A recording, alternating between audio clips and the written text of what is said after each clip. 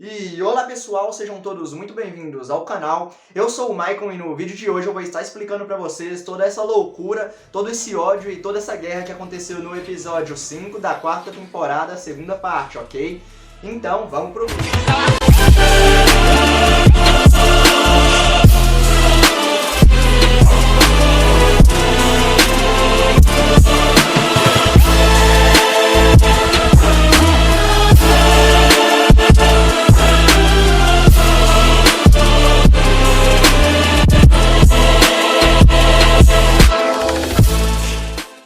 E logo de início já nos é apresentado o Grisha na capela consumindo o titã fundador da Frida Reis. Nos mostra aquelas cenas, né, de quando ele sai da capela, ele fala com o Zeke, né, que é pra ele impedir o Eren. Já nos caminhos, o Eren, ele fala, né, pro Zeke que ele é grato a ele, que o Zeke ajudou ele, né, levando eles para as memórias do passado e que se não fosse por isso, o futuro não aconteceria daquele jeito. E isso é interessante porque sempre que a gente vai falar sobre viagem no tempo, é um assunto muito complicado e muito controverso. E no universo de Shingeki é claro pra gente que aconteceu um paradoxo temporal. O Eren, ele basicamente mostra que o futuro, mesmo ainda não tendo existido, conseguiu influenciar no passado. E que com essas mudanças, ele conseguiu ir para o futuro de novo, e se o Zeke não tivesse levado ele para as lembranças do passado, nada daquilo teria acontecido do jeito que aconteceu. Então, basicamente, é um paradoxo, não adianta você se esforçar para entender, porque não tem como você entender. E então o Zeke, já nas coordenadas, ele rapidamente já pede para Ymir para que ela execute o plano de eutanásia. Então o Eren fica extremamente enfurecido por aquilo não poder acontecer e de tanta força que ele faz, né, sendo aprisionado nas correntes, ele consegue tirar a mão dele cai fora. E aí ele corre, né, até a Ymir, ele abraça ela e ele fala para ela não fazer aquilo. O Zeke fala que é inútil, né, que quando você dá uma ordem para Ymir, que não tem como você desfazer a ordem, que ela vai executar aquilo independentemente do que aconteça. Só que não é bem assim as coisas. Nos é mostrado a abertura, e então logo após isso, também nos é mostrado visões da Frida, falando com a história, mostrando para ela uma história de um livro, né, de uma tal de Ymir Fritz, né? Agora eles irão contar a história da Ymir. E então, a história é basicamente o quê? Na visão da Frida, ela tem a Ymir como uma pessoa muito boa. E ela vivia num vilarejo pequeno, que havia sido atacado por um reino. E todos os sobreviventes remanescentes que sobraram foram escravizados pelo rei Fritz, né? Que era o rei dos soldados que haviam invadido aquela vila.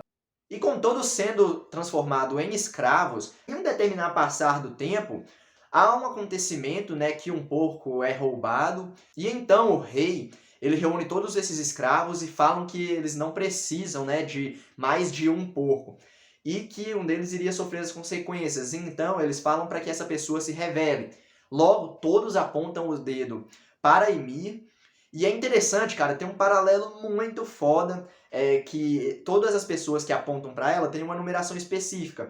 E isso, né, tem um sentido com a história. E basicamente o rei, ele fala, né, que a Ymir então, por ter feito aquilo, vai ganhar a liberdade e solta ela na selva com todos os seus soldados atrás dela, para matar ela.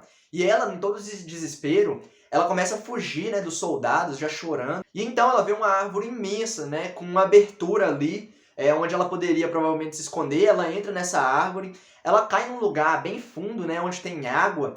E quando ela cai nesse lugar, cara, a gente finalmente vê o Parasita, né? O Parasita começa a nadar vendo que a Ymir havia caído lá.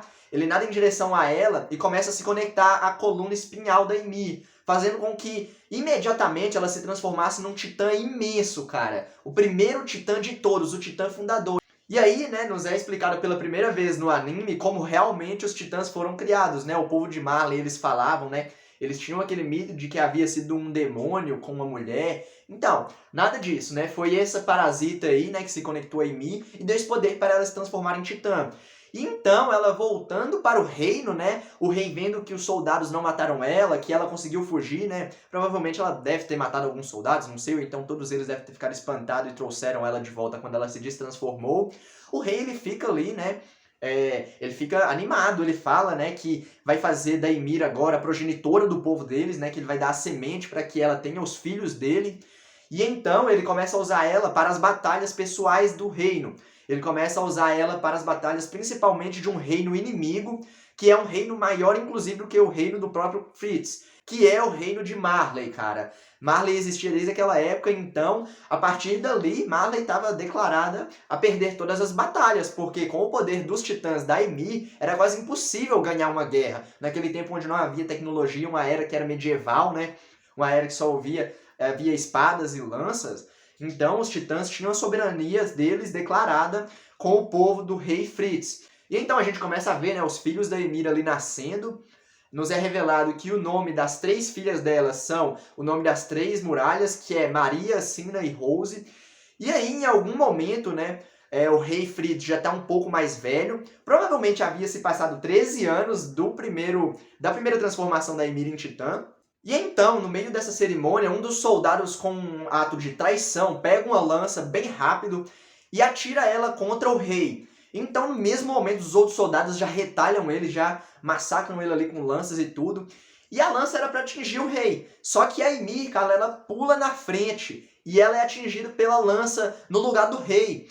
E a explicação que eu dou para vocês disso, cara, é foda, cara. Só pode ser um transtorno da Ymir. Mesmo ela tendo que ser tão submissa ao rei, mesmo o rei estando com ela, ele chamava ela de escrava e falava que ela havia que fazer tudo o que ele queria. Mesmo com isso, ela amava ele, ela fazia tudo aquilo, ela lutava por ele, porque ela o amava. E então, quando ela morre, né, o rei vai e fala pra ela parar de palhaçada, pra ela levantar logo, que ele sabia que ela estava viva, mas na verdade não, ela estava morrendo, né. Ali nos é mostrado uma rosa em paralelo, esses 13 anos se foram, ela morreu, e aí o rei ficou desesperado, né, ele precisava daqueles poderes dos titãs de novo. E aí ele faz com que as 3 filhas dela façam o quê? Consomam o corpo dela, cara, para que consumam cada pedaço, para que elas herdem esse poder. Eu não sei da onde que ele tirou isso, né?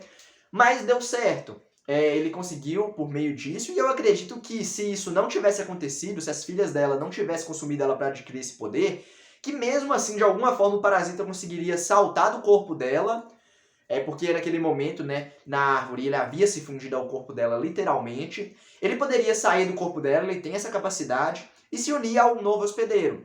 Só que o que acontece, pessoal? O parasita, em uma relação de simbiose, ele é bem seletivo, né, com a pessoa que ele vai se unir. Ele não escolhe pessoas frágeis, ele só escolhe pessoas determinadas. Depois que nos é mostrado essa parte, a gente já volta para os caminhos, e aí o Eren fala para Ymir que ela não precisa seguir aquilo, que finalmente ele chegou para libertar ela, que os 2000 anos que ela estava aprisionada naquele lugar acabaram. E momentos antes nos havia sido apresentado vários titãs colossais sendo construídos por ela, que ela estava ali, parece que há muito tempo, fazendo o corpo de vários titãs colossais para o quê? Para o estrondo, né? Aquilo iria mesmo realmente acontecer. E aí o Eren, né, já fala para ela que ela não precisa seguir aquilo, que ele está ali para livrar ela, que ela havia sofrido muito e que finalmente ele estava ali para acabar com todo aquele sofrimento.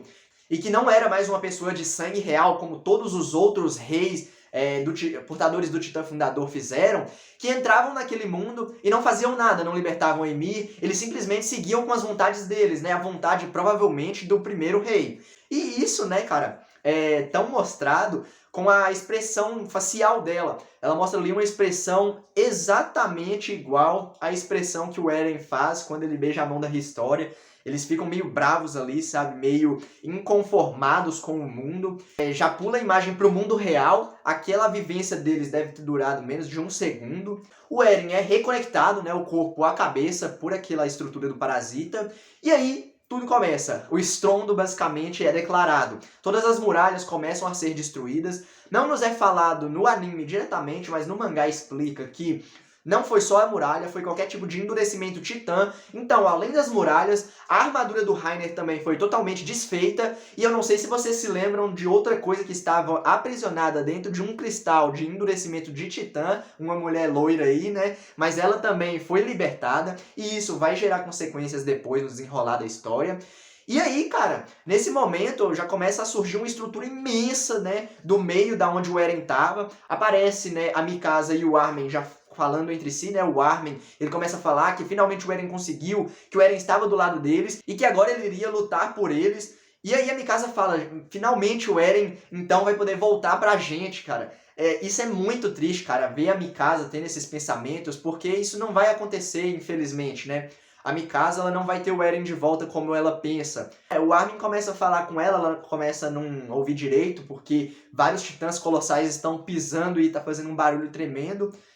Ele começa a falar, né, que deu tudo certo, que o Eren conseguiu, que agora ele vai começar o plano dele. E aí ele olha para trás e vê que as muralhas anteriores também haviam sido destruídas.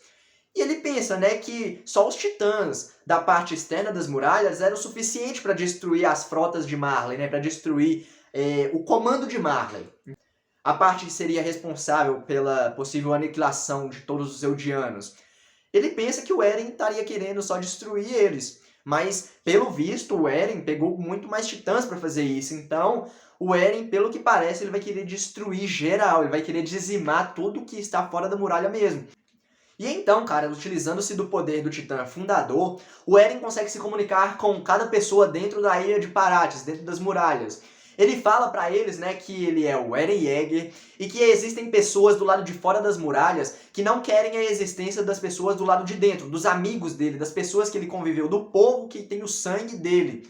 E ele fala que ele não aceita isso, que ele vai lutar e vai aniquilar todas essas pessoas para que aqueles que ele ama consigam sobreviver.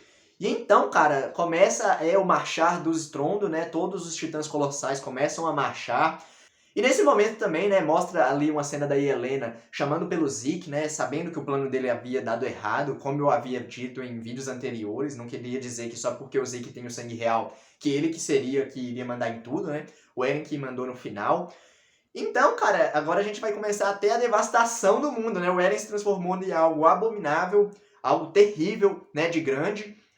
Aquele tiro da Gabi não foi o suficiente para matar ele, mas claramente, né, distorceu um pouco a forma dele, né? E, cara, vai dar só confusão. O Eren vai mesmo fazer o achatamento, né? Os titãs vão começar a marchar rumo ao mar. Marley já vai começar, né, a tomar algumas providências com as suas frotas para tentar impedir isso. E a gente vai ver, né, nos próximos episódios se isso vai dar certo, né? Sem querer dar spoiler. E, pessoal, esse foi o vídeo de hoje. Espero que vocês todos tenham adorado. Se vocês tiverem gostado, cara, eu não peço muito, só deixe seu like, se inscreva, deixa um comentário se você tiver alguma dúvida, cara. Eu tô aqui pronto para responder tudo que aquilo tiver dentro do meu alcance de conhecimento. Eu vou deixando o vídeo por aqui. Um abraço e fui!